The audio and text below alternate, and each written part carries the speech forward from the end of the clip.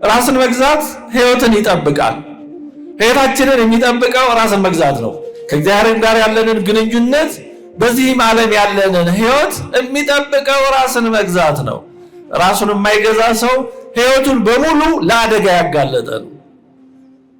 የሚያውቀውንም የማያውቀውንም ጠላት በራሱ ላይ የሚጋብዝ ነው። ራሱን የማይገዛ ሰው ጠላቱ ማን እንደሆነ እንኳን አያውቅም። በመካከል የሚመጡ ከእድሜ ጋር ከሁኔታዎች ጋር ተያይዘው የሚመጡ ስሜቶች፣ ፍላጎቶች እኒህንና የመሰሉ ነገሮች በመካከል ብዙዎችን ያስቀራሉ። መንገድ ላይ ብዙ ወጣቶች ካሰቡት ሳይደርሱ ተጨናቅፈው ይቀራሉ። ራስን ባለመግዛት ነው። ባደንዛዥ እጾች በእውነቱ በጫቱ እኒህና እኒህን በመሳሰሉት ምንም ስማቸውን ብዙ መጥራት የማያስፈልግ ደግሞ በዘመናችን የተጨማመሩ ብዙ ነገሮች አሉ። በነዛ ምክንያት ካሰቡት መድረስ ከሚፈልጉት ሳይደርሱ የቀሩ ስንት ይሆኑ? በእውነቱ ቤት ይቁጠራቸው፣ እግዚአብሔር ይወቃቸው። ነገው እንዳይበላሽ የሚፈልግ ወጣት ታዳጊ ራሱን መግዛት የግድ ነው። አለዛ ነገ ወይኔ ብንለው የማይመለሱ ብዙ ነገሮች አሉ። ሁለተኛ መልሰው የማይገኙ ብዙ ድሎች አሉ። በቃ ከተበላሹ መልሰው የማይጠገኑ ብዙ ድሎች አሉ። ብርሌ ከነቃ አይሆንም ዕቃ እንደሚባለው አሁን ብርጭቆ እንደዚህ ነገር ከተሰበረ ተሰበረና በቃ ራሱን የማይገዛ ሰው ለሰውም ያስቸግራል፣ ለራሱም ይቸገራል። ራስን መግዛት ማጣት ደግሞ በአንጻሩ ወደ ባርነት ነው የሚወስደው። ሁለተኛ ጴጥሮስ 2:19 ላይ ሰው ለተሸነፈበት ለእርሱ ተገዝቶ ባሪያ ነውና፣ ሰው የተሸነፈበት ነገር ካለ የዛ ባሪያ ነው። የሆነ ሱስ የሆነ ነገር ህሊናችንን ግርኝት ጭብጥ ጭንቅ አድርጎ ከያዘን ተገዝተናል፣ ባሪያ ሆነናል ማለት ነው። ከዛ ለመውጣት ጥረት ያስፈልጋል።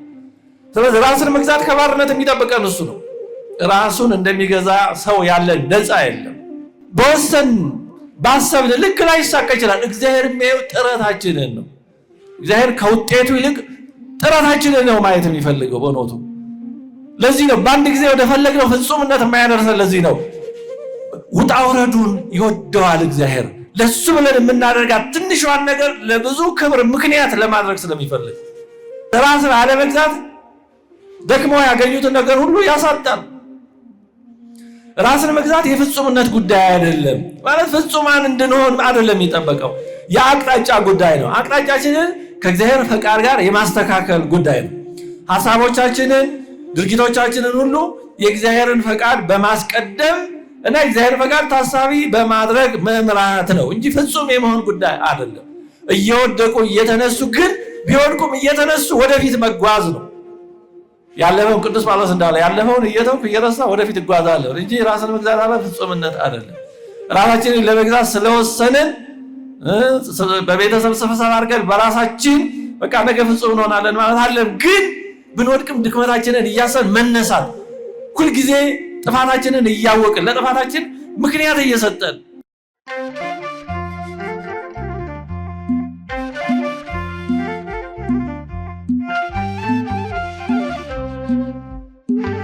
በስመ አብ ወወልድ ወመንፈስ ቅዱስ አሐዱ አምላክ አሜን።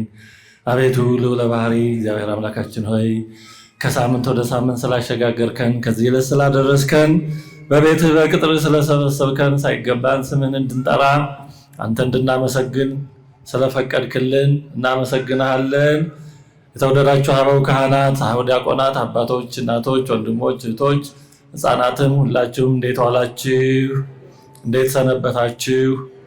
ለዚህ ዕለት ለዚህ ሰዓት ያደረሰን ልዑለ ባሕሪ እግዚአብሔር አምላካችን ዛሬም ዘወትርም ለዘላለሙ የተመሰገነ ይሁን አሜን።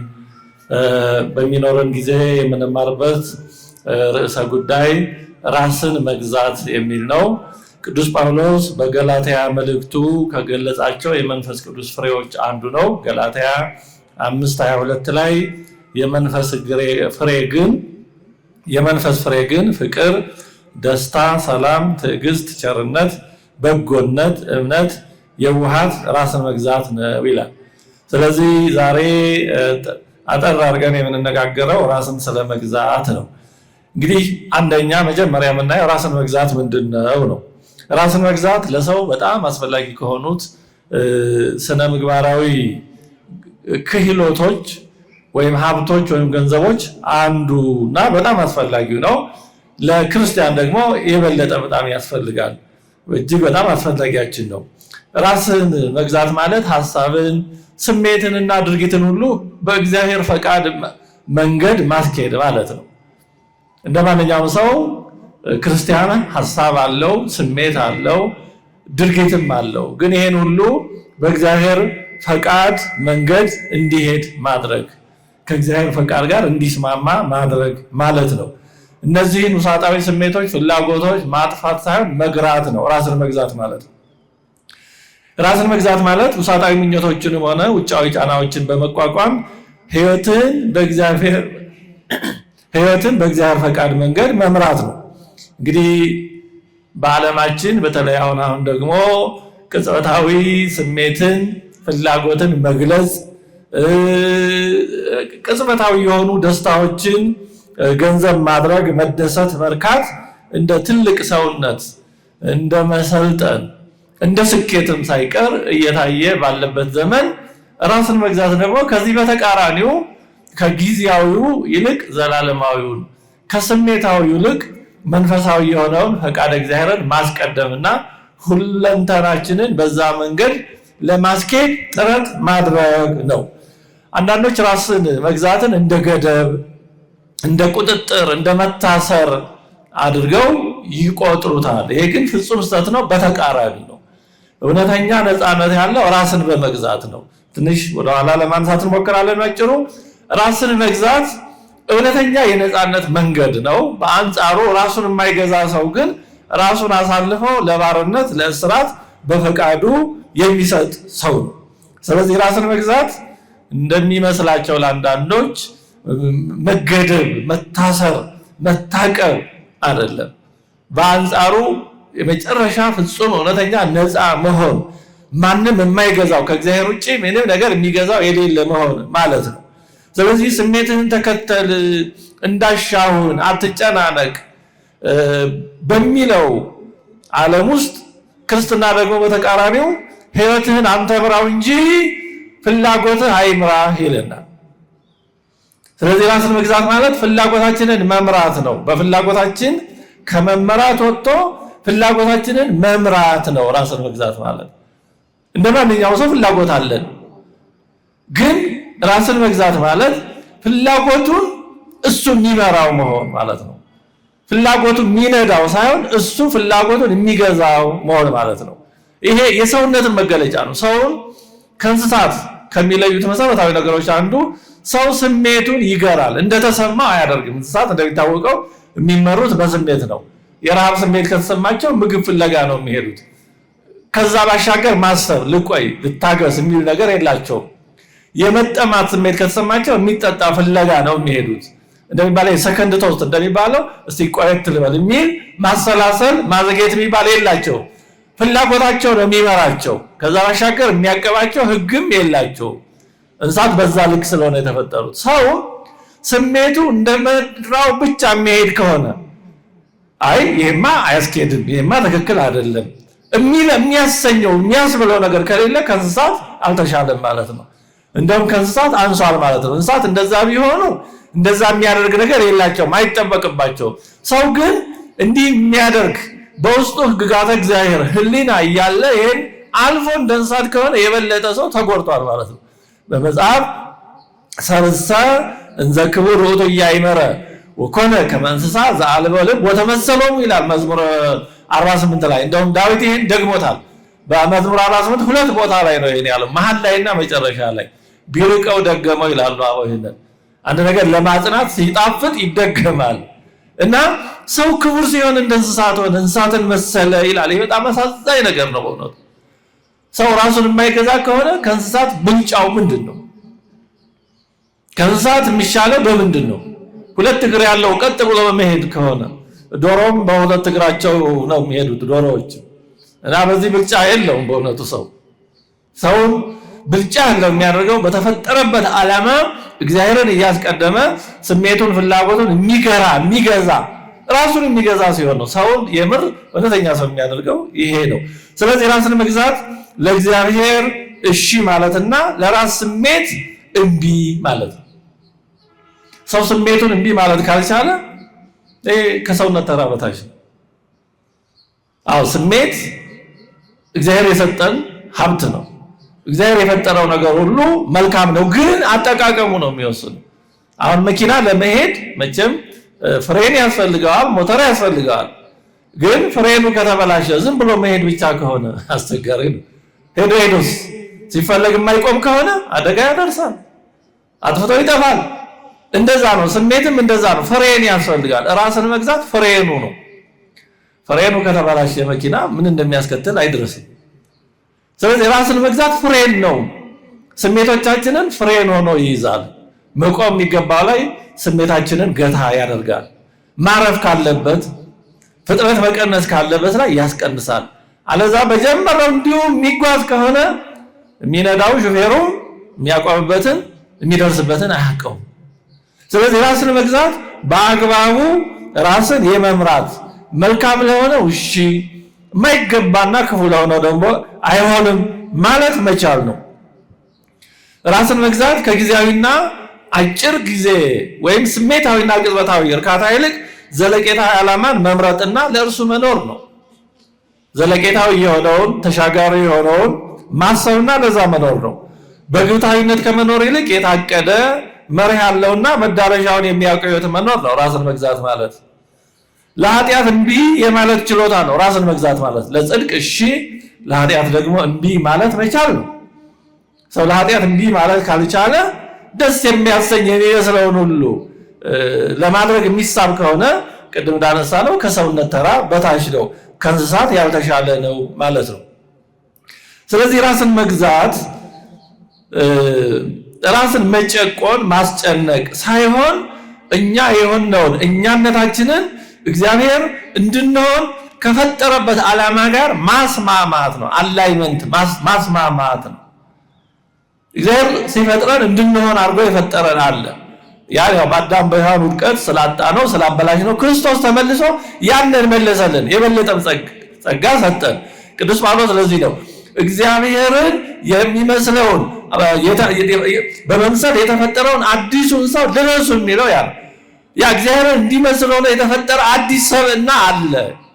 ያን ክርስቶስ አሳይቶናል። ያን ገንዘብ የምናደርገው በጥምቀት ነው። በጥምቀት የለበስነውን ልብስ ደግሞ በመግባር በትሩፋት ራስን በመግዛት ማሳደግ ነው። ስለዚህ ራስን መግዛት ማለት እግዚአብሔርን መምሰል ነው። ድርጊቶቻችንን ሁሉ ክርስቶስ ሰው ከሆነበት በጥንተ ተፈጥሮ ከተፈጠርንበት ኋላ ደግሞ ክርስቶስ ሰው ሆኖ ከሰጠን ማንነት ሰብዕና ጋር አንጻር ማስኬድ፣ በዛ መሰረት መምራት፣ ከዛ ጋር ለማስማማት ጥረት ማድረግ፣ መውጣት መውረድ ነው።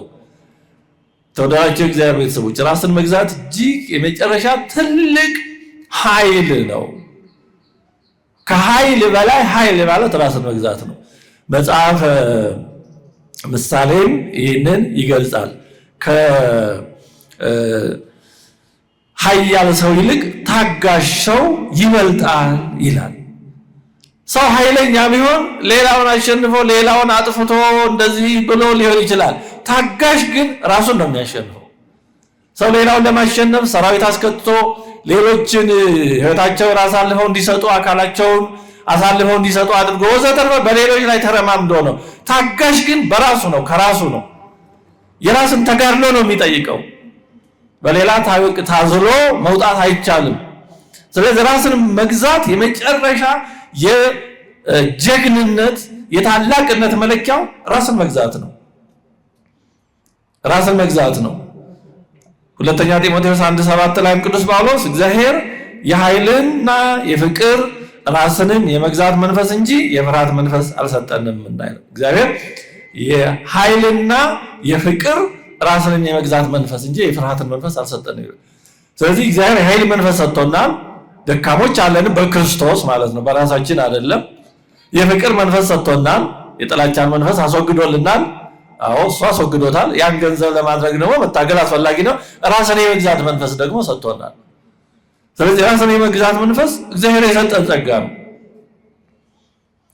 እንግዲህ ስጋዊ ፍላጎቶቻችን፣ ስሜቶቻችን ለአሁኑ ስሜታዊ እርካታ እንድንኖር ይዋጉናል። በውስጣችን ያለው መንፈስ እግዚአብሔር ደግሞ ለዘለቄታዊው የሚጠቅመን እንድናደርግ ያሳስበናል። ከውስጥ ሆኖ ይቀሰቅሰናል። ስለዚህ ራስን መግዛት እንግዲህ በዚህ ጦርነት መካከል የሚደረግ ተጋድሎ ነው።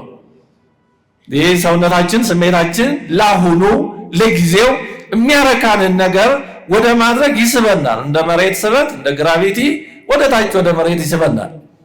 መንፈስ እግዚአብሔር ደግሞ ወደ ላይ እንድንወጣ ይስበናል። እንግዲህ በዚህ ሁለት መጓተት መካከል ነው ራስን መግዛት ያለው። ራስን መግዛት በዚህ ሂደት ውስጥ ወደ ታች እንድንወርድ እንድንወድቅ እንዳው እንደ ፍልፈል መሬት ለመሬት እንድንፋቀቅ እንደ 50 እግር መሬት ለመሬት እንድንድህ የሚያደርገንን ተቋቁመን ወደ ላይ ለመውጣት የሚደረግ ጥረት ነው ራስን መግዛት። የዚህ ተጋድሎ አካል ነው። ለምሳሌ በሆነ ክርክር ላይ ክርክሩ ሞቅስ ቢል እና ሌላኛው አካል የማያስደስተንን ምናልባትም የሚያስቆጣንን እንደሆነ ነገራችንን የሚነካ የሚያበሳጭ ነገር ቢናገረን ያኔ ስሜታችን ምን ይላል? አንተም ደህና አድርገህ ተናገረው፣ ወሽመጡን ቁርጥ የሚያደርግ ደህና አድርጎ እሱን የሚጎዳ የሚያቆስል ነገር ተናገረው ይለናል አይደለ? አዎ ምን አባቱ ያ እርካታ ይሰጠናል። ለጊዜው ጥሩ እንደሰራን ልኩን እንደነገር ነው ምን አባቱ እንዳሸነፍን ሁሉ ሊሰማን ይችላል።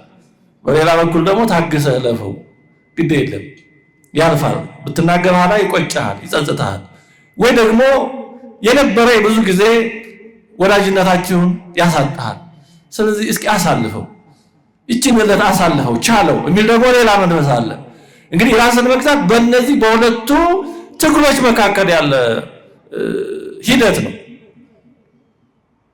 በጊዜው ለጊዜው ብንናገር ከምናገኘው የአፍ የስሜት እርካታ ባሻገር ያለው ነገን የእግዚአብሔርን ፈቃድ የዛን የሌላውን ወንድማችንን እህታችንን ወገናችንን ሁኔታ ዘለቄታዊ ሁኔታ ማሰብን ሁሉ ታሳቢ ማድረግ ነው። ስለዚህ ራስን መግዛት ኃላፊነትን መሸከም ነው ማለት ነው። እንደው እንዳሳብ የለሽ ዝም ብሎ የመጣውን ከመወርወር ባሻገር ያለውን ማየት ምን ጉዳት ያስከትላል? በዛ ቅጦት ያለውን ስሜታዊ ሁኔታ ብቻ ሳይሆን ነገንም ማሰብ፣ ከዛም በኋላ ያለውን ማሰብ፣ እግዚአብሔርን ማሰብ፣ ራስን ማሰብ፣ ያንም ወገኑ ወንድም እህት ማሰብ ነው ራስን መግዛት። ስለዚህ ራስን መግዛት ኃላፊነትን መሸከም።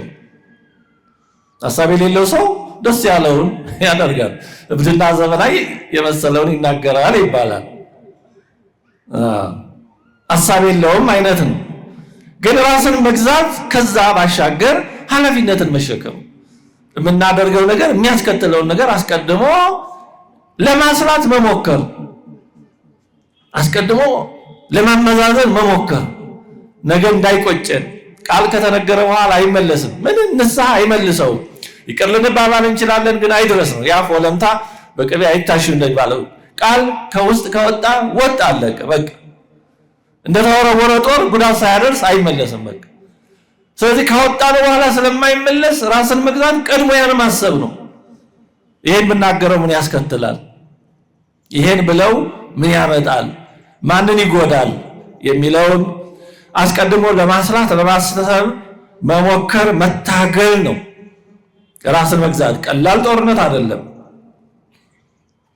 ስለዚህ ራስን መግዛት ትልቅ ተጋድሎን የሚጠይቅ ጉዳይ ነው። ብስለትን ይጠይቃል፣ ማደግን ይጠይቃል። እንግዲህ ሕፃን ልጅ እንደተሰማው ነው አይደል የሚሆነው። ሲርበው ወደ ያለቅሳል፣ ከበረደው ብቻ የማይመች ስሜት ከተሰማው በልቅሶ ነው የሚገልጸው። ግን ሰው እያደገ ነፍስ እያወቀ ሲሄድ በተሰማው ስሜት ሁሉ ያለቅሳል፣ መቻልን ያመጣል። ባዘነ በራበው በበረደው ልክ አያለቅስም። ለምን? ነፍስ እያወቀ ሄዷል። ራስን መግዛት ማለት እንደዚህ ነው። እንደተሰማን በዛ መንገድ አጸፌታዊ መልስ አለመስጠት፣ ወዲያውኑ ስሜታችን በሚያሳየን መንገድ አለመንጎድ፣ እንደዛ አለማድረግ ነው ራስን መግዛት። በጊዜው ስሜታችን ከሚያመለክተን ባሻገር የተሻለ ሆኖ ለመገኘት መጣር ነው ራስን መግዛት። ስለዚህ ራስን መግዛት ከእግዚአብሔር ጋር ያለን ግንኙነት እያደገ ሲሄድ አብሮ በዛው ልክ እያደገ የሚመጣ ነው። በውሳኔ በምኞት ብቻ አይመጣም። የመንፈስ ቅዱስ ፍሬ ስለሆነ ለዚህ ነው ቅዱስ ጳውሎስ ከመንፈስ ቅዱስ ፍሬዎች አንዱ ራስን መግዛት ነው ያለው። ስለዚህ ካለ መንፈስ ቅዱስ እርዳታ በእኛ ጥረት ብቻ አይመጣም። እኛም ደግሞ ሳንጥር ዝም ብሎ መንፈስ ቅዱስ ደግሞ አይሰጠንም። በተዋህዶ ነው ድህነታችን። እንዲህ ያሉ ነገሮችን ገንዘብ የሚደረጉት በእኛም ጥረት በእግዚአብሔርም ቸርነት ነው። ስለዚህ ራስን መግዛት አንደኛ ይሄ ነው ጠቅለል ባለ መልኩ። ሁለተኛ ራስን መግዛት ጥቅሙ ምንድነው? ምንድነው የሚያስገኘው ጥቅም? ያው ግልጽ ነው፣ ግን እንደው ትንሽ ዘርዘር ለማድረግ ራስን መግዛት ሕይወትን ይጠብቃል። ሕይወታችንን የሚጠብቀው ራስን መግዛት ነው። ከእግዚአብሔር ጋር ያለንን ግንኙነት በዚህም ዓለም ያለንን ሕይወት የሚጠብቀው ራስን መግዛት ነው። ራሱን የማይገዛ ሰው ሕይወቱን በሙሉ ለአደጋ ያጋለጠ ነው። የሚያውቀውንም የማያውቀውንም ጠላት በራሱ ላይ የሚጋብዝ ነው። ራሱን የማይገዛ ሰው ጠላቱ ማን እንደሆነ እንኳን አያውቅም። ራሱን ሁሉ ጊዜ ለአደጋ ያጋልጣል፣ ከእግዚአብሔርም ሕይወቱን ይለያል። መጽሐፈ ምሳሌ 25 ምዕራፍ 25 ቁጥር 28 ላይ ቅጥር እንደሌላት እንደፈረሰች ከተማ መንፈሱን የማይከለክል ሰው እንዲሁ ነው ይላል። ራሱን የማይገዛ ሰው ቅጥሯ እንደፈረሰ ወይም ከመጀመሪያውንም ቅጥር እንደሌላት ከተማ ነው ይላል። በጥንት ዘመን ከተማዎች የሚጠበቁት በአጥር ነው። ዙሪያውን የከተማ አጥር ይሰራል። ወል ግንብ ማለት ነው። እና ወራሪ ቢመጣ ከዛ ከግንቡ ከአጥሩ ውስጥ ሆነው እየተከላከሉ ይዋጋሉ፣ ራሳቸውን ይጠብቃሉ። በድንገትም ደግሞ የሆነ ወራሪ ሳያስቡት መጥቶ እንዳያጠቃቸው በአጥሩ ላይ ማማ ሰርተው ከርቀት ጠላት ሲመጣ ይናገራል፣ ያመለክታል፣ ይዘጋጃሉ። ስለዚህ በከተማዎች ዙሪያ የሚሰሩ አጥሮች መጠበቂያም ናቸው፣ ማስጠንቀቂያም ናቸው፣ መደበቂያም መሸሸጊያም ናቸው። የከተማ ህልውና ዋስትናዎች ናቸው። እንግዲህ ከተማው ህዝቡ የሚጎዳ ከሆነ ጠላት ያን ሁሉ አልፎ ከመጣ ነው። ስለዚህ የከተማ አጥር ለከተማ መጠበቅ በከተማ ውስጥ ለሚኖሩት ነዋሪዎች ህልውና፣ ዋስትና፣ ደህንነት ትልቅ ነገር ነበር። ራስን መግዛትም እንደዛ ነው። ራስን መግዛት የሌለው ግን አጥር እንደሌለው ወይም አጥሩ እንደፈረሰ ከተማ ነው። ጠላት በፈለገው አቅጣጫ ሊገባ ይችላል። በፈለገው አቅጣጫ ጠላት ሊገባ ይችላል። ባልታሰበ ጊዜ ጠላት ገብቶ የፈለገውን ሊያደርግ ይችላል። ስለዚህ ራስን መግዛት ከሌለ ድንገት የሆነ ስሜት የሆነ ውጫዊ ነገር መጥቶ ምን እንደሚያስደርገን ምናችንን እንደሚሰርቀው ምን አይነት ስህተት ውስጥ እንደሚጥለን አናውቀውም። ስለዚህ ራስን መግዛት ሕይወትን ይጠብቃል። ራስን መግዛት ከሌለ ለፈተናና ለኃጢአት ብሎም ለውድቀትና ለጥፋት ያለው መጋለጥ በጣም ከፍተኛ ነው። ራስን መግዛት እንዲኖር እየታገሉ እንኳን ከባድ ነው። እንደዛም ሆኖ ከፈተና ነፃ መሆን አይቻልም። ታዲያ ራስን መግዛት በሌለበት ያለው ራስን መግዛት ባለበት እንኳን ፈተና የማይቀር ከሆነ ራስን መግዛት በሌለበትማ ፈተና ምን ያክል መጫወቻ ሊያደርገን ይችላል? ስለዚህ ራስን መግዛት ሕይወትን ይጠብቃል። መጽሐፈ ምሳሌ 18:21 ላይ ሞትና ሕይወት በምላስ እጅ ናቸው፣ የሚወዷትን ፍሬን ይበላሉ ይላል። ሞትና ሕይወት ሞት ወሕይወት ውስተ እደ ልሳን በምላስ እጅ ናቸው። ሞትና ሕይወት ክፉ ብንናገር ጠላት እናፈራለን፣ ሞታችንን እንገዛለን። ሰው በአንደበቱ ክፉ ቢናገር ከእግዚአብሔር ይለያል፣ በክደቱ ከሰውም ይለያል፣ ጠላትም ያፈራል፣ ገዳዩን ይጋብዛል። ስለዚህ ሞትና ሕይወት በአንደበት እጅ ናቸው። አንደበቱን የማይገዛ ሰው ማለት ነው። የሚናገረውን የማይቆጣጠር ሰው አፋለኝ ምላሳለኝ ብሎ እንደፈለገ የሚናገር ሰው ከሃይማኖትም ሊወጣ ይችላል፣ ከእግዚአብሔርም ሊለይ ይችላል። ምክንያቱም በዚህ አንደበት ነው ሃይማኖትም የሚመሰከረው፣ ክደትም የሚነገረው፣ ከሰውም ይጣላል። ስለዚህ ራስን መግዛት ሕይወትን ይጠብቃል። ምሳሌ 13:3 ላይ አፉን የሚጠብቅ ነፍሱን ይጠብቃል። አንደበቱን የሚጠብቅ ሰው ነፍሱን ይጠብቃል። ከንፈሩን የሚያሞጠሙጥ ግን ጥፋት ያገኘዋል ይላል መጽሐፉ ነው የሚለው። አፉን ለሆነው ላለሆነው የሚከፍት ሰው ማለት ነው። እንዲህ ያለው ሰው ጥፋት ያገኘዋል። ስለዚህ ራስን መግዛት ሕይወትን መጠበቂያ መንገድ ነው። ራሱን የማይገዛ ሰው ግን ራሱን ላላስፈላጊ አደጋ ነው አሳልፎ የሚሰጠው። ለአጓጉል ሰማዕትነት ምንም ለማይጠቀመው ለከንቱ ሰማዕትነት ራሱን ይዳርጋል። ደመ ከልብ ይሆናል በከንቱ። ስለዚህ ራስን መግዛት ሕይወትን ይጠብቃል። ሌላው ከምንፈልገው ግብ ለመድረስ የሚያስችለው ራስን መግዛት ነው። ብዙዎች ካሰቡት ግብ ሳይደርሱ የሚቀሩት ዓላማ፣ ፍላጎት፣ ምኞት ሳይኖራቸው ቀርቶ አይደለም። ችሎታም ሳይኖራቸው ቀርቶ ላይሆን ይችላል። ግን ራስን የመግዛት ጉዳይ ነው። በመካከል የሚመጡ ከእድሜ ጋር ከሁኔታዎች ጋር ተያይዘው የሚመጡ ስሜቶች፣ ፍላጎቶች እኒህንና የመሰሉ ነገሮች በመካከል ብዙዎችን ያስቀራሉ። መንገድ ላይ ብዙ ወጣቶች ካሰቡት ሳይደርሱ ተጨናቅፈው ይቀራሉ። ራስን ባለመግዛት ነው። በአደንዛዥ እጾች፣ በእውነቱ በጫቱ እኒህና እኒህን በመሳሰሉት ምንም ስማቸውን ብዙ መጥራት የማያስፈልግ ደግሞ በዘመናችን የተጨማመሩ ብዙ ነገሮች አሉ። በነዛ ምክንያት ካሰቡት መድረስ ከሚፈልጉት ሳይደርሱ የቀሩ ስንት ይሆኑ? በእውነቱ ቤት ይቁጠራቸው፣ እግዚአብሔር ይወቃቸው እንጂ ባላስፈላጊ ነገር የት ይደርሳሉ የተባሉ ስንት ተሰጦ የነበራቸው፣ በጣም ብዙ ተሰጦ የነበራቸው በስራ ፈጠራ፣ በዚህ በኮምፒውተር በመሳሰለው ስንት ተሰጦ የነበራቸው ወጣቶች በጭር የቀሩ ብዙዎች አሉ።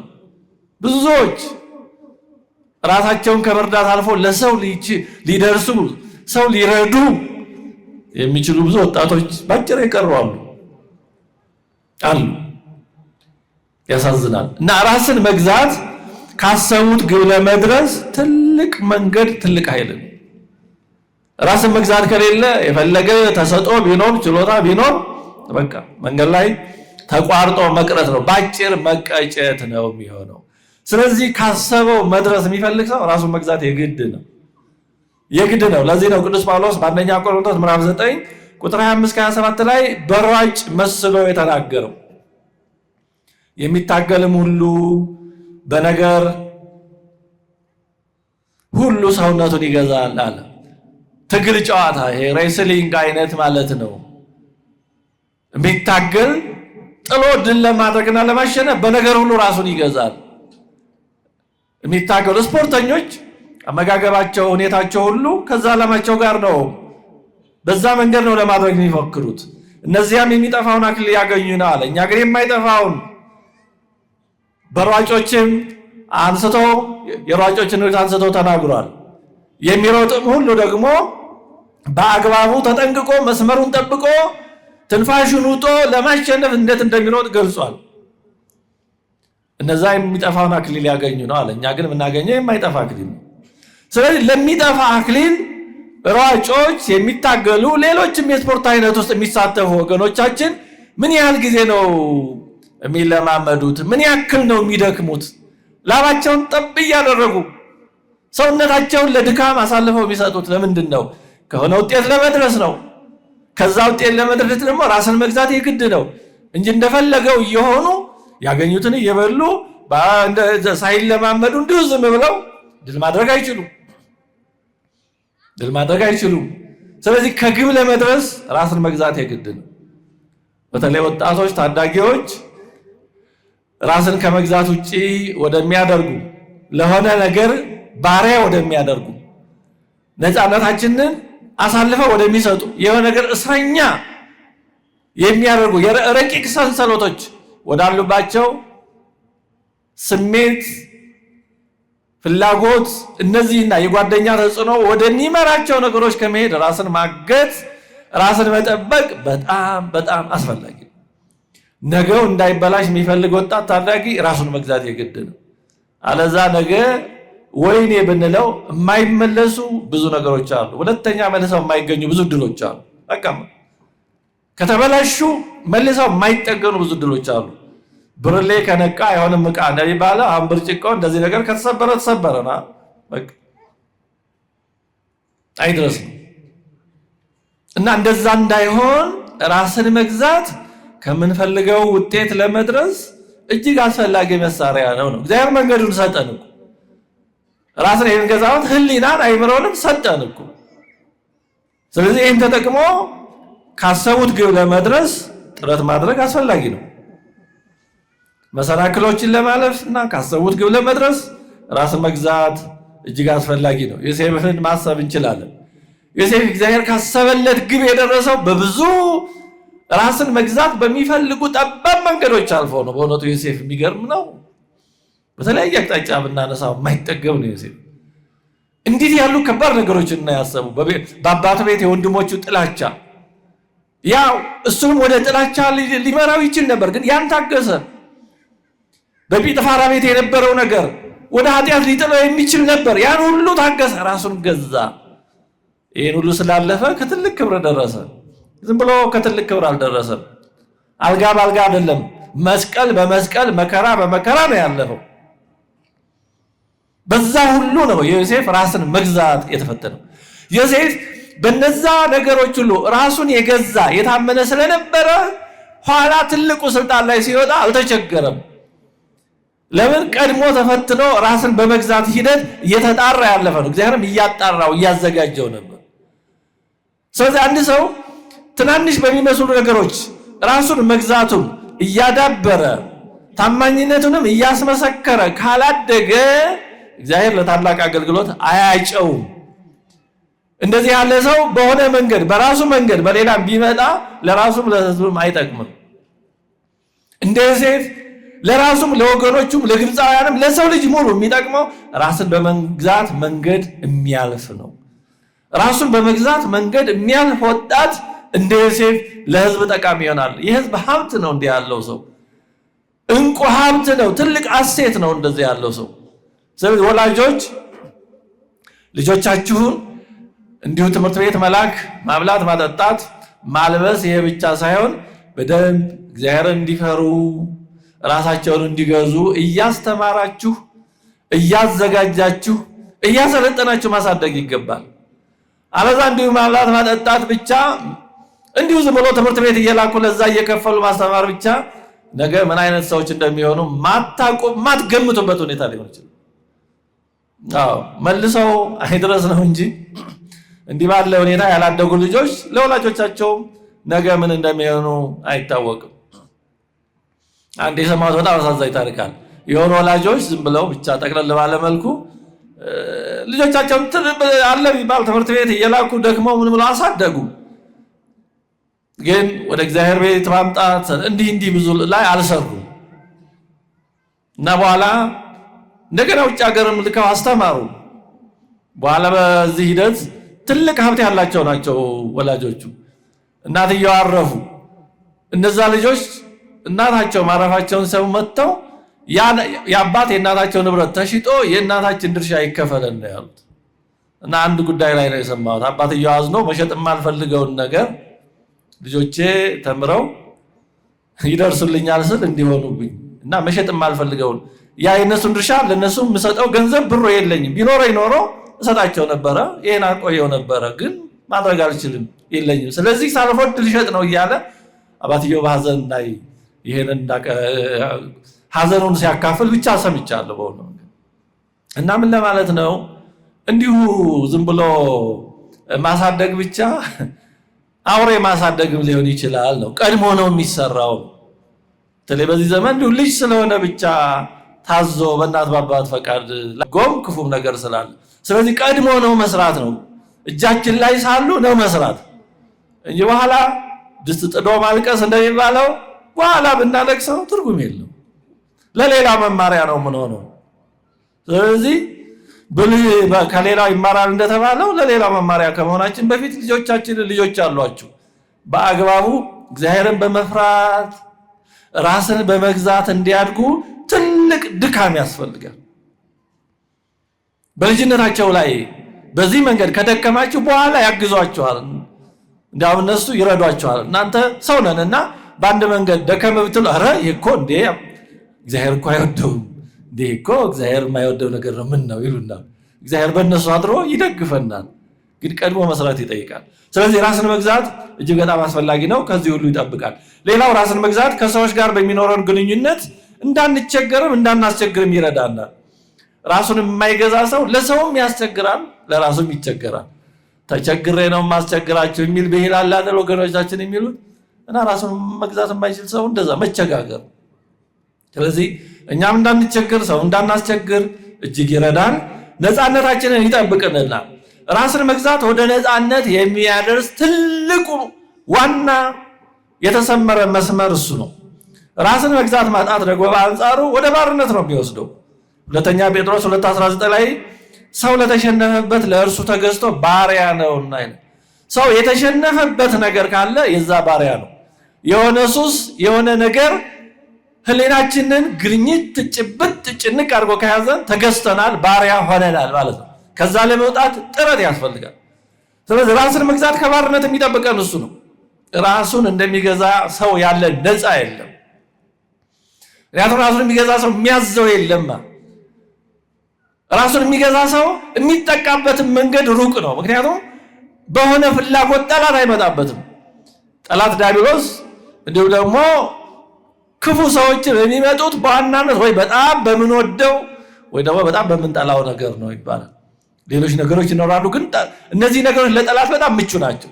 በጣም የምንወደውን ነገር የምናጣው በማስመሰል እያሳሳ በዛ በኩል ፈተና ይመጣል። በጣም በምንጠላ ነገር ደግሞ እያስፈራራ ይኸው አመጣብሃለሁ አይነት ማለት ነው። ራሱን የሚገዛ ሰው ግን በጣምም ልሞትለት ብሎ የሚወደው ነገር አይኖረውም። በጣምም ደግሞ የሚጠላው ነገር ምርር ብሎ ያን ያክል አይኖረውም። ስለዚህ ጠላት እሱን የሚያጠቃበት የጦርነት መክፈቻ መንገዱ በጣም ይቀንሳል ማለት ነው። ስለዚህ ራስን መግዛት ነፃነትን ይጠብቃል፣ ከባርነት ይታደጋል። አንደኛ ቆሮንቶስ 6:12 ላይ ቅዱስ ጳውሎስ ሁሉ ተፈቅዶልኛል፣ ሁሉ ግን አይጠቅምም ይላል። ሁሉም ማድረግ ይቻላል፣ ግን ሁሉ አይጠቅምም። ስለዚህ ራስን መግዛት ማለት የሚጠቅመውን ለይቶ ማድረግ ነው። የሚጠቅመውን ለይቶ የሚያደርግ ሰው እጅግ ነፃ ነው። ሌላ ጌታ አይኖርበትም። ሶስተኛ ራስን መግዛት አስፈላጊ የሚሆንባቸው ጉዳዮች አንዱ ንግግር ነው። ቅድም አንስተናል። መቼ መናገርም ሆነ መቼ ዝም ማለት እንደሚገባ ለይቶ ማወቅ በጣም ያስፈልጋል።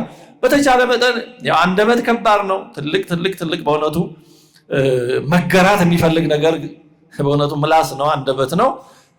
ለመልካም ነው የሰጠን፣ ግን አጠቃቀሙን ማወቅ ያስፈልጋል። እና ራስን መግዛት የሚያስፈልገው አንዱ ትልቁ ጉዳይ ንግግራችን ነው፣ ምላሳችን። ጨርሶም ዝም ማለት አይገባም። አስፈላጊ ነገር አለ መናገር፣ እግዚአብሔር የሰጠን ለዛ ነው። ግን መቼ ነው የምንናገረው፣ መቼ ነው የማንናገረው የሚለው ለይቶ ማወቅ ነው። ጌታችን ለስም አጠራሩ ክብር ምስጋና ይግባውና ማቴዎስ 12:36-37 እኔ እላችኋለሁ ሰዎች ስለሚናገሩት ስለ ከንቱ ነገር ሁሉ በፍርድ ቀን መልስ ይሰጡበታል አለ። ከቃልህ የተነሳ ትጸድቃለህና ከቃልም የተነሳ ትኮነናለህ። ስለዚህ ሰው የምንናገረው ነገር ሁሉ መልስ እንሰጣለን። አንደበትን መቆጣጠር የሚያስፈልገው ለዚህ ነው። አቤት ስንቱን ተናግረ ነው ይሆን? በስንቱ ቃል ይሆን የምንጠየቀው? እውነቱ እግዚአብሔር ይቅር ይበለንና ያዕቆብ 3:5-6 ላይ አንደበት እሳት ነው ይላል። ማን ነው የሚገራው ይላል። በጣም አስቸጋሪ ነው ይላል። ሲራክ 5:16 ላይም መክበርህና መዋረድህ ከቃልህ የተነሳ ነው ይላል። ስለዚህ አንደበትን መግዛት በጣም አስፈላጊ ነገር ነውና አንዱ ራስን መግዛት የሚያስፈልገው ንግግር ነው። ሌላ ሐሳቦቻችን ናቸው። አይምሮአችን እንደ እርሻ ነው፣ እንደ አትክልት ቦታ ነው። የአትክልት ቦታ የዘሩትንም ያልዘሩትንም ያበቅላል። ስለዚህ ያልተዘራውን ወፍ ዘራሽ የምንለውን አረሙን የማይፈልገውን መንቀል፣ የሚፈልገውን ደግሞ መኮትኮት፣ ማሳደግ፣ ውሃ ማጠጣት የኛ ድርሻ ነው። ስለዚህ ሐሳቦቻችንን መለየት፣ ማንጠር፣ መለየት በጣም አስፈላጊ ነው። ሌላው ልማዶቻችንን ነው። ራስን መግዛት ክፍተት ያሉብንን ቦታዎች ወይም ጉዳዮች መለየት በጣም አስፈላጊ ነው። ምን ላይ ነው በጣም ራሳችንን መግዛት የምንፈተነው የምንቸገረው የሚለውን ራሳችንን ጊዜ ሰጥቶ መመርመር በጣም አስፈላጊ ነው። በእውነት ቢቻል ስራዬ ብሎ ለሚይዝ ሰው መጻፍ ቢያንስ ለተወሰነ ጊዜ ደካማ ጎኖቻችንን ምን ላይ ነው የምንደክመው የሚለውን በደንብ የተወሰነ ጊዜ ቢያንስ ለአንድ ወር እንኳን በቂ አይደለም። የሚመከረው ለአንድ ዓመት ያክል ነው። ምክንያቱም በአንድ ዓመት ሙሉ የህይወት ዑደት ይታያል። ክረምቱ አለ፣ በጋው አለ፣ ሙቀቱ አለ፣ ቅዝቃዜው አለ፣ ሀዘን ደስታ ይገጥማል። ስለዚህ አንድ ዓመት ሰፊ ጊዜ ነው። ስለዚህ በዚህ ውስጥ ያሉንን ስሜቶቻችንን ፍላጎቶቻችንን የሚያወጡ የሚያወርዱ የሚጥሉን የምንደክምባቸው የምንበረታባቸውን ነገሮች ለይቶ ማወቅ በጣም ጥሩ ነው። ምክንያቱም ያው ችግሩ ሲታወቅ ነው አይደል መፍትሄ ሆኖ ወደ ማወቅ መድኃኒት ሆኖ ወደ ማወቅ የሚካሄደው። ስለዚህ እንደዚህ መለየት በጣም ጥሩ ነው። በምንደክምባቸው ጉዳዮች ደግሞ የእግዚአብሔር እርዳታ መለመን። ስለዚህ በየቀኑ ድርጊቶቻችንና ልናደርጋቸው በሚያስፈልጉ ጉዳዮች ወይም የተግባር ዝርዝሮቻችን ውስጥ በአንድም ሆነ በሌላ መንገድ ማካተት ልናሻሽላቸው የሚገቡ ጉዳዮችን ለይቶ በየቀኑ ድርጊቶቻችን ውስጥ ለማካተት መሞከር ራስን ለመግዛት ፈተና እንደሆኑ የምናውቃቸውን ነገሮች ማራቅ ወይም ከነሱ ማራቅ ያስፈልጋል ነው።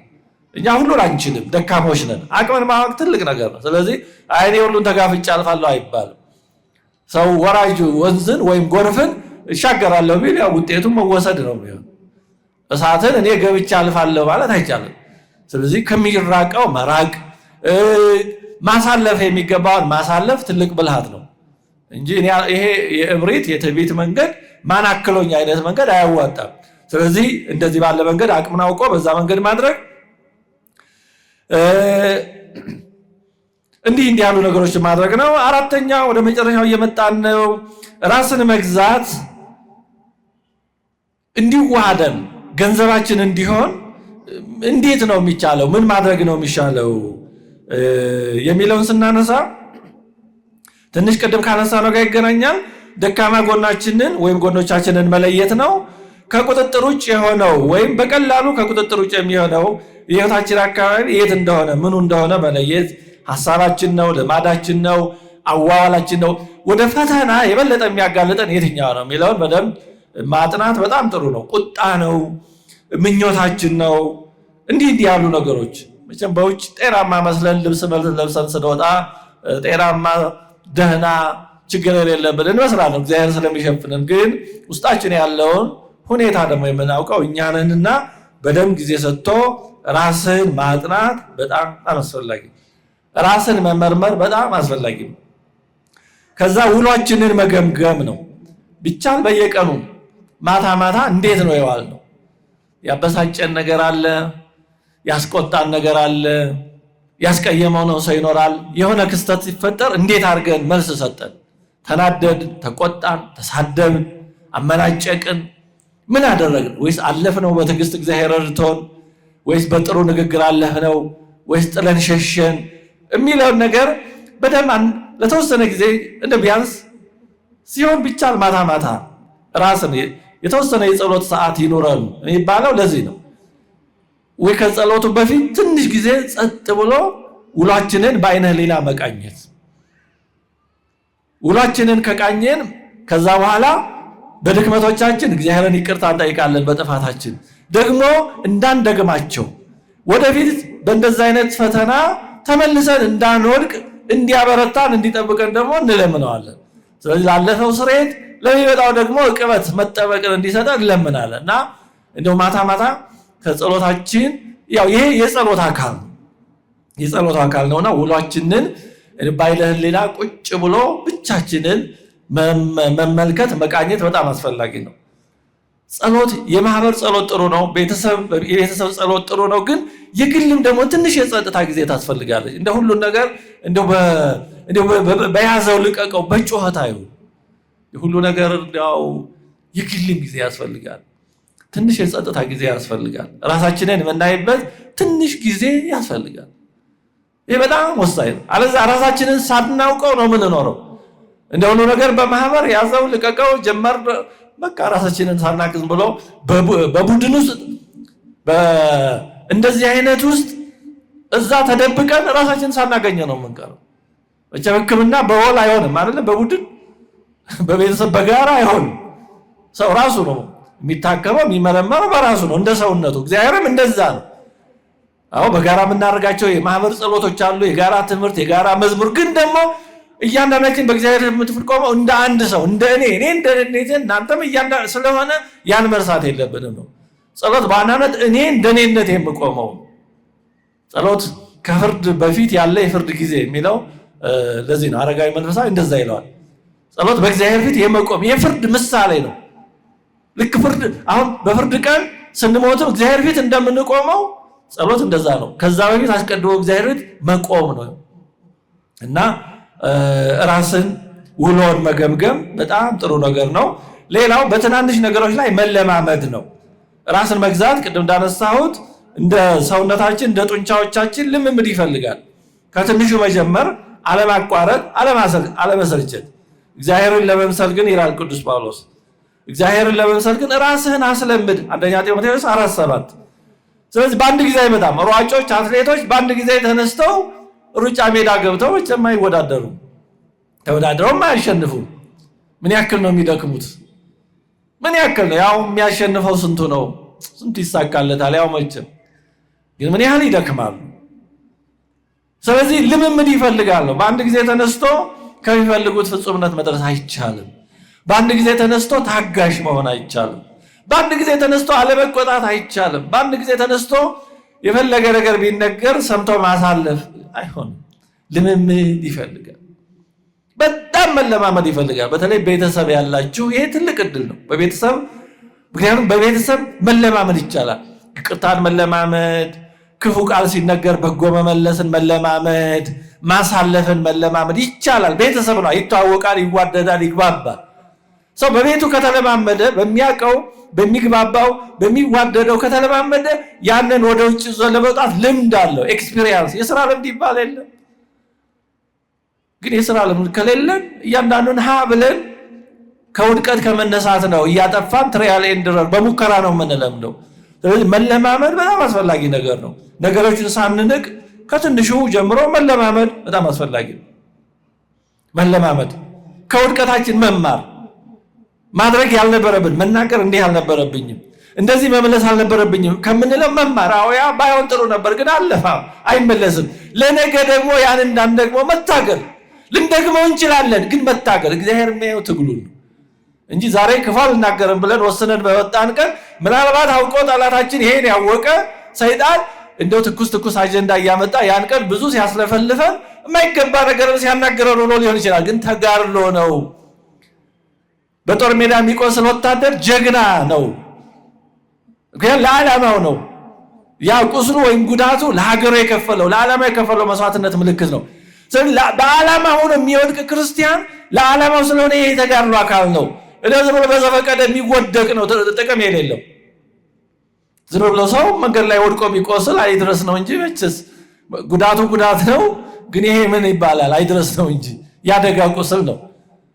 ስለዚህ እንዲህ አለ አስቦ ግን በዛ ሂደት የሚቆስል የሚወጣ የሚወርድ ክርስቲያን ለዓላማ እንደሚቆስል ወታደር ነው።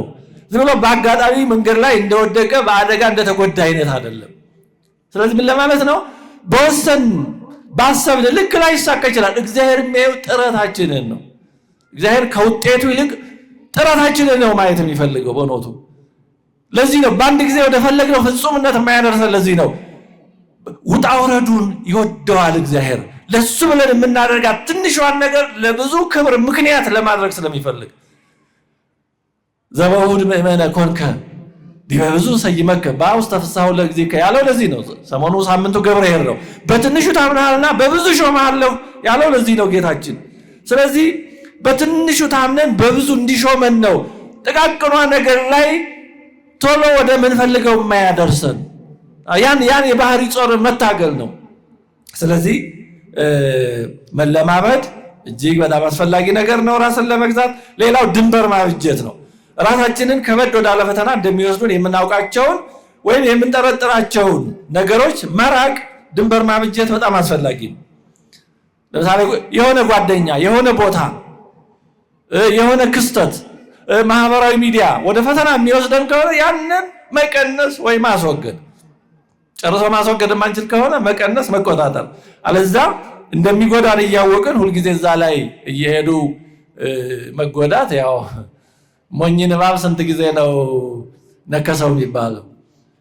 ሁለት ጊዜ ነው የሚባለው። መጀመሪያ ሲያይ እባብ ይሄ ነው ብሎ ሰው አሳየው። ከዛ ደግሞ ሲያሳይም አሁንም ነከሰው ይባልና ሁለት ጊዜ መነከስ እንዳይሆን ድንበር ማብጀት፣ መቁረጥ የሚያስፈልግ ነገር ካለ መቁረጥ፣ አለዛ እየተጎዱ መቀጠል ነው የሚሆነው። ስለዚህ አደገኛ የሚጎዳን የሚፈትነን ምናልባት የሚጥለን እንደሆነ በምናውቀው መንገድ መሄድን መምረጥ የለብንም። ራስን መግዛት እንዲሁ ፈተናን መቋቋም ብቻ አይደለም፣ የሚፈትኑን ነገሮች መሸሽም አስፈላጊ ነው። ቅዱስ ጳውሎስ ጢሞቴዎስን ከክፉ የጎልማሳነት ምኞት ሽሽ ነው ያለው። የሚሸሽ አለ፣ የሚታገሉት አለ። ሰው ከእሳት ጋር አይታገልም፣ ሰው ከጎርፍ ጋር አይታገልም። ሸሽቶ የሚያሳልፉት አለ። ለማጠቃለል ትምህርታችንን ራስን መግዛት መታሰር አይደለም። እጅግ የመጨረሻ ነፃነት ነው። እውነተኛ ነፃነት ያለው ራስን በመግዛት ነው። ራሱን የሚገዛ ሰው የሚገዛው ሌላ የለም። ምንም የመጨረሻ ነፃ ማለት ራሱን የሚገዛ ነው። ራሱን የማይገዛ ሰው ደግሞ ሁሉ ይገዛዋል። ስሜቱ ይገዛዋል፣ ፍላጎቱ ይገዛዋል፣ የሚወደው ነገር ይገዛዋል፣ በዛ ተጠግቶ ቢመጣ ነገር ይገዛዋል። ራሱን መሆን አይችልም። አንድ ባህታዊ ነበር ይባላል። ጎንደር የመጽሐፍት ጉባኤ ከሚሰጥበት መምህሩና ደቀ መዛሙርቱ ሆነው ከሚሰጡበት ቤተክርስቲያን ብቅ እያለ ይሰማ ነበረ እና ከሆነ ጊዜ ጀምሮ ጉባኤው ተቋረጠ። መምህሩም የሉም፣ ተማሪዎችም የሉም። እና ቢጠይቅ ምንድነው ጉባኤው የተቋረጠው ቢል ንጉሱ ሞተዋል፣ ለመምህሩም ለተማሪዎችም ደግሞ ምግብ የሚሰጡት ያው የሚያስፈልገው የሚያደርጉት ንጉሱ ነበር፣ ስለዚህ ነው ጉባኤው የተቋረጠው አሉት አሉ። እና በዚህ ጊዜ ምን አላሉ? አይ አሁን ምድራዊ ንጉስ ሞተ ተብሎ የሰማያዊ ንጉስ ማዕድ ይታጠፋል? አይ ያሳዝናል አለና ሀዲገ መብል ለዘተክሎ ጸራዊ በምድር እየይሎ ወንጉስ ላይሌሁ ያህሉ አለ ይባላል። መብላ ሆድን መታገስ መተው ለቻለ ሰው በምድር ላይ ንጉስም የለበትም፣ በራሱም ላይ በሱም ላይ ጠላት አይበረታታበትም ብለዋል ይባላል። እውነተኛ ነገር ፍላጎት ነው። ሆድ የሚለው አጠቃላይ ፍላጎትን ይገልጻል። ምኞት ነው ባሪያ የሚያደርገን፣ ፍላጎት ነው ተገዥ የሚያደርገን። አውግስጢኖስ የተባለው ሊቅም ከዚህ ዓለም ምንም ነገር እንደማልፈልግ በተረዳው ጊዜ ከዚህ ዓለም ጫፍ ላይ ወጥቼ ዓለምን ቁልቁል ወደ ታች እንደማይ ይሰማኛል ይላል። ከዓለም ጋር አብረን እንድንዳክር የሚያደርገን ጭቃ ውስጥ ገብተን እዛ ውስጥ መከራ እንድናይ የሚያደርገን ፍላጎት ነው። ያው ያለ ፍላጎት መኖር አንችልም፣ ግን በተቻለ መጠን ፍላጎትን መግዛት እጅግ የመጨረሻ ነፃነታችንን የሚያጎናጽፍ። ራሱን ያልገዛ ሰው ባሪያ ነው።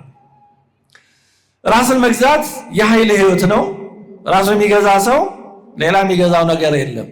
እስክንድር ታላቁ የሚባለው ማለት ነው ራሱን የሚገዛ ኖሮ ዓለምን ይገዛ ነበር ተብሏል። በ10 ዓመት የሚያስደንቅ ሰፊ ሀገር ተቆጣጥሮ ከመቄዶንያ ግሪክ ተነስቶ ከመቄዶንያ እስከ ዛሬዋ ፓኪስታን አካባቢ ድረስ በሚያስገርም ሁኔታ በ10 ዓመት ብዙ ሀገር ነው የተቆጣጠረው። ግን ራሱን መግዛት ባለመቻሉ በ33 ዓመቱ ነው በወጣትነቱ ተቀስፎ የሞተው።